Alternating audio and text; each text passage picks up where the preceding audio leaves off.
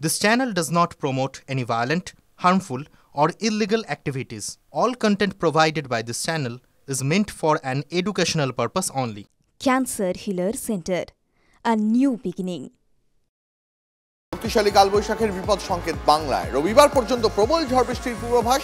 বাংলা জুড়ে কমলা হলুদ সতর্কতা জারি। আরো বিস্তারিত জানবো আমাদের সঙ্গে টেলিফোন লাইনে আমাদের সহকর্মী কমলেশ রয়েছেন। কমলেশ, বিরাট কোহলিরা কলকাতায় চলে এসেছেন। শনিবার কেকেআরের সঙ্গে খেলা, সেই খেলা দেখতে দর্শকরা কি নিশ্চিন্তে সেই খেলা দেখতে যেতে পারবেন? দেখো, একটা চিন্তার জায়গা তো তৈরি হচ্ছে, তার কারণ পূর্বাভাস অক্ষরে অক্ষরে মিলিয়ে সকাল থেকে ঝড় বৃষ্টি শুরু হয়েছে দক্ষিণবঙ্গে।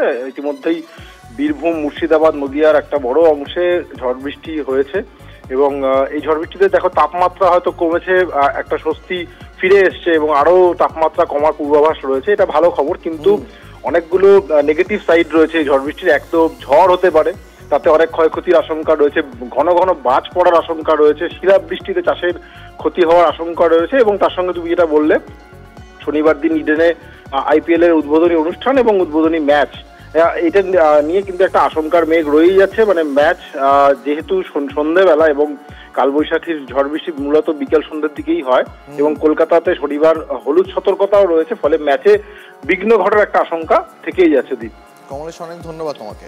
এই মুহূর্তে আরো একটা বড় খবরের নজর রাখবো। সুপ্রিম কোর্টে আবারও পিছলো পার্থর জামিন মামলার শুনানি। পাল্টা হলফনামা জমা দিতে সময় চাইল সিবিআই। হলফনামা জমা দিতে সিবিআই কে 2 সপ্তাহ সময় দিল সুপ্রিম কোর্ট। 2 সপ্তাহ পর শুনানির জন্য মামলাকে তালিকাভুক্ত করতে হবে। এই মুহূর্তে আরো একটা বড় খবর, সুপ্রিম কোর্টে আবার পিছলো পার্থর জামিন মামলার শুনানি। পাল্টা হলফনামা জমা দিতে সময় চাইল সিবিআই। হলফনামা জমা দিতে সিবিআই কে 2 সপ্তাহ সময় দিল সুপ্রিম কোর্ট। আরো বিস্তারিত জানাবেন নয়াদিল্লি থেকে প্রতিনিধি জ্যোতির্ময় রয়েছেন টেলিফোন লাইনে। জ্যোতির্ময়, ইতিমধ্যেই ইডি মামলায় জামিন পেয়েছেন পার্থ চট্টোপাধ্যায় এবং সেক্ষেত্রে তার আইনজীবী যে বিষয়টিকে হাতিয়ার হিসেবে ব্যবহার করেছেন তা হচ্ছে দীর্ঘদিন ধরে পার্থ চট্টোপাধ্যায় তিনি জেলে রয়েছেন, এখনো পর্যন্ত ট্রায়াল শুরু হয়নি।